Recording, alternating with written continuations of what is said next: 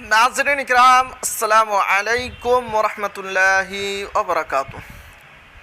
शिक्षा विभाग ने एक ही नाम से संचालित दो मदरसों का किया जांच। तो जी हाँ नाज़रीन, बहुत ही अहम खबर है मदरसे का जांच के सिलसिले में। तो क्या है इस खबर में आपको शुरू से पढ़कर सुनाता हूँ। सीतामढ़ी जिले के पुपरी प्रखंड में एक नाम से संचालित दो मदरसे के दावेदारी से संबंधित विवाद का शनिवार को शिक्षा विभाग की टीम द्वारा स्थलीय जांच किया गया।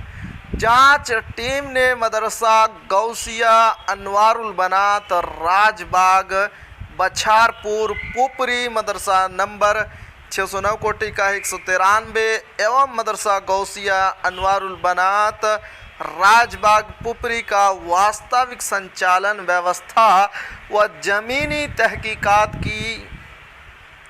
टीम में माध्यमिक शिक्षा के विशेष निदेशक सचिंद्र कुमार व बिहार राज्य मदरसा शिक्षा बोर्ड के सचिव अब्दुल सलाम अंसारी शामिल थे।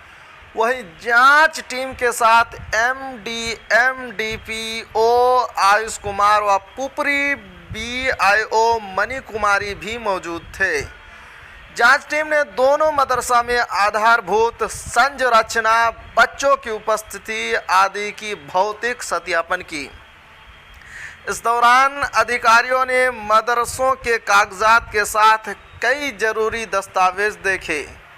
मालूम हो कि CWJC नंबर 2046/2018 मोहम्मद अलाउद्दीन बिस्मिल बनाम राज्य सरकार व अन्य में पारित आदेश का लोक में मदरसा गौसिया अनवारुल बनात राजबाग बछारपुर पुपरी का DIO के पत्रांक 9030 7 अगस्त 2023 द्वारा त्रिसदस्यीय जांच कमेटी का स्थलीय जांच रिपोर्ट के आधार पर परस्वीकृति के आवश्यक शर्तों को पूरा करने की अनुशंसा पर विभागीय स्तर पर गठित समिति द्वारा परस्वीकृति की अर्हता पूर्ण करने संबंधी अनुशंसा किया गया था। इसका आलोक में विभागीय आदेश 14-13-20 सितंबर 2023 द्वारा मदरसा गौसिया अनवारुल बनात राजबाग बछारपुर पुपरी को वेतन अनुदान भुगतान करने का निर्देश दिया गया। भुगतान का आदेश जारी होने के बाद दूसरे पक्ष के लोगों द्वारा याचिका दायर कर दी थी।